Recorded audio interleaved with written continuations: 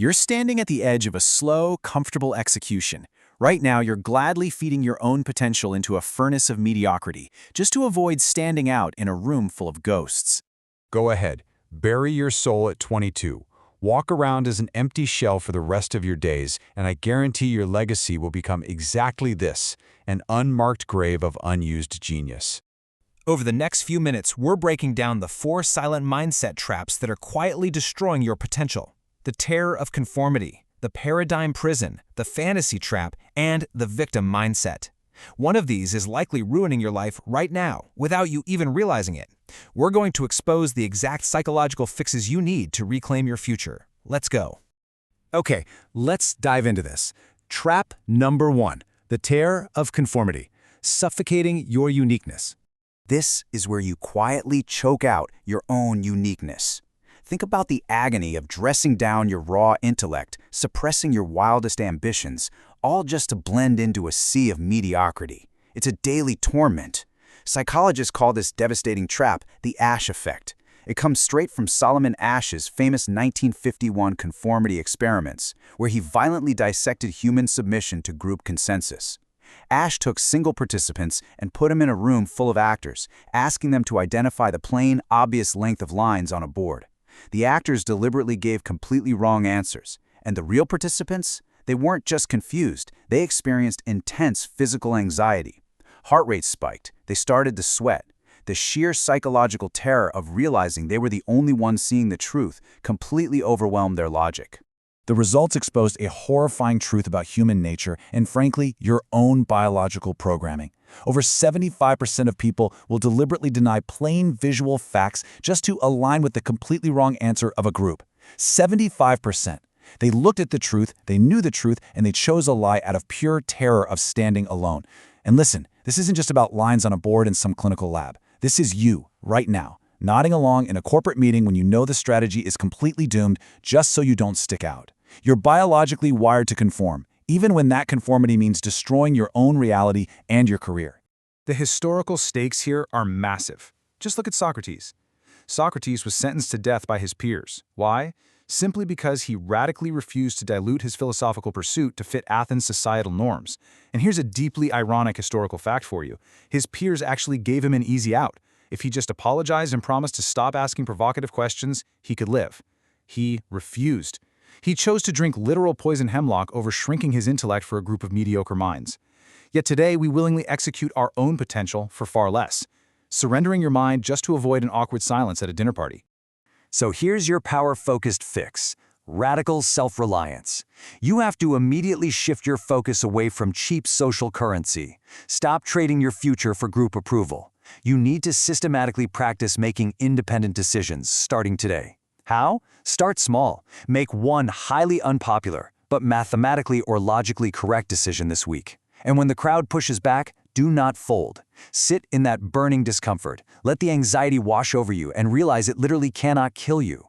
Stop seeking external applause from people who aren't even living a life you admire. Make a choice, own it, and completely isolate yourself from the cowardly crowd. Your true power is found right there, in that isolation. Trap number 2, the paradigm prison, inherited limitations. The true horror of this trap is that you're operating entirely on boundaries installed by your parents and peers before you were even old enough to consent. You tell yourself your background, your talents, or your bank account are just written in stone. You're locked in a cage you didn't even build, obeying rules that don't actually exist. Now, what's really interesting about this is Stanford psychologist Carol Dweck's research on the fixed mindset. Dweck proved that when you believe your basic abilities are static traits, you don't just stagnate, you actively sabotage your own progress. The neurological reality of a fixed mindset is absolutely terrifying. It literally shuts down learning pathways in your brain. You start avoiding challenges because failing would expose your perceived permanent limits. This mindset isn't just a hurdle, it's a self-imposed prison sentence that suffocates growth before it even begins.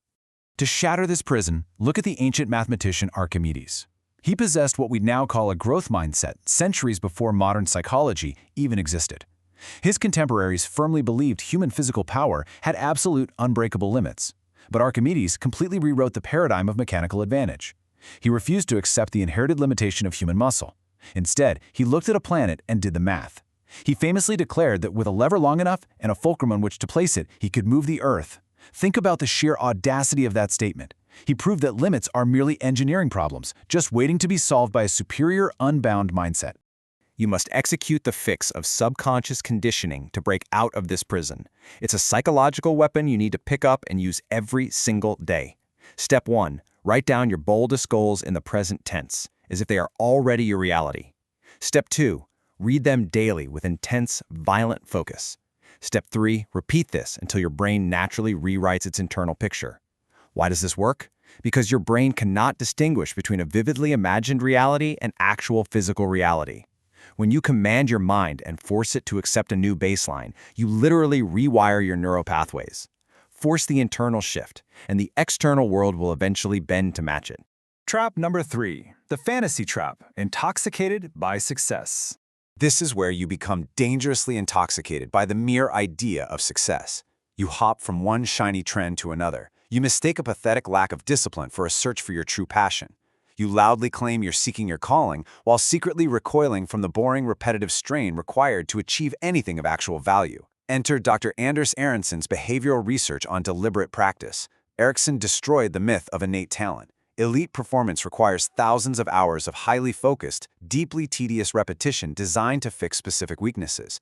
It's not just playing the guitar for fun. It's playing the one single chord you are terrible at for 4 hours straight until your fingers literally bleed. Grand dreaming means absolutely nothing with the brutal grinding repetition required to forge undeniable competence. Let's move to and see how this builds with Leonardo da Vinci. We all picture da Vinci sipping fine wine and effortlessly painting the Mona Lisa with a stroke of divine, untouchable genius. The reality? He spent agonizing years in Andrea del Verrocchio's workshop doing grueling manual labor. He was essentially a glorified janitor, sweeping floors, grinding toxic pigments by hand until his muscles ached, studying basic, repetitive geometry for months on end. He shattered the illusion of overnight brilliance. He paid a massive, painful toll in sweat and sheer, crushing boredom long before he was ever trusted to touch a real canvas. Here is your brutal fix for the fantasy trap. Embrace the apprenticeship phase. You have to entirely detach from immediate rewards. Accept the inevitable boredom. Dedicate yourself to deep skill mastery over years rather than demanding payoffs in weeks. How do you survive this boredom? By adopting a brand new framework. Expect absolutely zero applause for the first 3 years of your pursuit. Nobody is coming to validate your early struggles. Mastery is a slow, unglamorous grind in the pitch dark. When the initial excitement fades and the tedious strain kicks in, that is exactly when you must lock in. Accept the strain of the process or accept that you're going to remain an amateur forever. So, the crucial point is trap number 4, the victim mindset, surrendering your steering wheel. This is the pathetic self-enslavement of surrendering the steering wheel of your life to external circumstances. You waste your precious energy blaming bad luck, toxic people, or the economy. You wait for external conditions to change, completely blind to the fact that you're the one locking your own chains. Psychologists define this as an external locus of control, a concept developed by Julian Rotter in 1954. Rotter's research proves that individuals who consistently attribute their outcomes to outside forces experience massive rates of anxiety, helplessness, and guaranteed failure. Look, blaming the economy or toxic people provides a brief hit of dopamine because it temporarily absolves you of responsibility, but ultimately, it's a psychological poison. It paralyzes your ability to take action and guarantees you will remain exactly where you are, at the absolute bottom. And this brilliantly illustrates the ultimate contrast. Consider the Stoic philosopher Epictetus. Epictetus was literally born a physical slave in the brutal Roman Empire. Think about the darkness of that reality for a second. His very bones were owned by the Roman elite. He had absolutely zero control over his physical body, his location, his legal status, or his safety. Yet he achieved total, unshakable mastery over his internal mind. If a man facing that level of horrific external oppression could completely refuse to be a victim of his reality, your modern excuses are entirely invalid. Epictetus ultimately became so intellectually powerful that he taught Roman emperors. He proved that absolute freedom is entirely an internal choice. No matter the physical chains, the ultimate power of mind over external circumstance is absolute. Now look at your own life. You are not a Roman slave. You have the internet, you have free will, and you have access to limitless leverage. The chains holding you back right now are entirely self-imposed. Your freedom and your failure are generated entirely from within. The brutal final fix is adopting the law of absolute responsibility.